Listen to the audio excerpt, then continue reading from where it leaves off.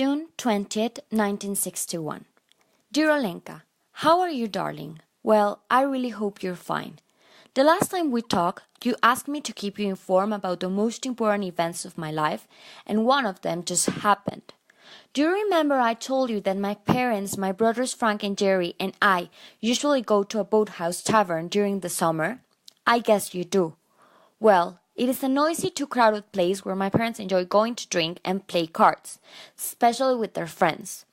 The point is that last week we went to meet with my Aunt Lucy and my Uncle Joe. The truth is that I did not want to go because I was supposed to go to a show with my friends Marianne and Betty. But my mom made me come along with them to help her take care of my little sister, Linda. As usual, everyone was drinking and there was too much smoke because my dad was smoking a cigarette, and I hate it. So being that my sister fell asleep and I could not stand to be inside the tavern, I asked my mom if I could go outside and wait them in the car. She did not like the idea, but she still accepted. Once I was outside, I felt much better. It was cooler and no one was around. But then I saw a man standing at the door and watching me. He had dark hair and a tanned face. He approached me and asked me what was I doing.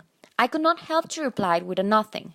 My heart pounded so hard that I wanted to touch my chest to calm it. Next, he leaned towards me, stared at me carefully, and claimed, "Oh, I thought you were somebody else." I wanted to show him that I was not afraid. It occurred to me that I could be wild like some of the other girls. In fact, when I thought of my mother and father inside, something made me want to step closer to him. We kept on talking and walked over by the parking lot. He touched my arm, and although my heart was beating fast, I kept walking. But suddenly, he took hold of my shoulders, leaned towards me, and kissed me.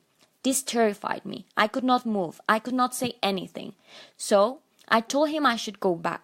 However, he came to me again and embraced me. His breath smelled like beer, just like my father's breath. I felt I was suffocating, so I told him to cut that out and ran back to the tavern. I really hate that place. I can't stand it, nor my parents. There is a part of me that hates them and just wants to run away. I needed to say this out loud. I feel trapped. But what about you? How have you been? I hope to hear from you soon. Cece. Created using Powtoon.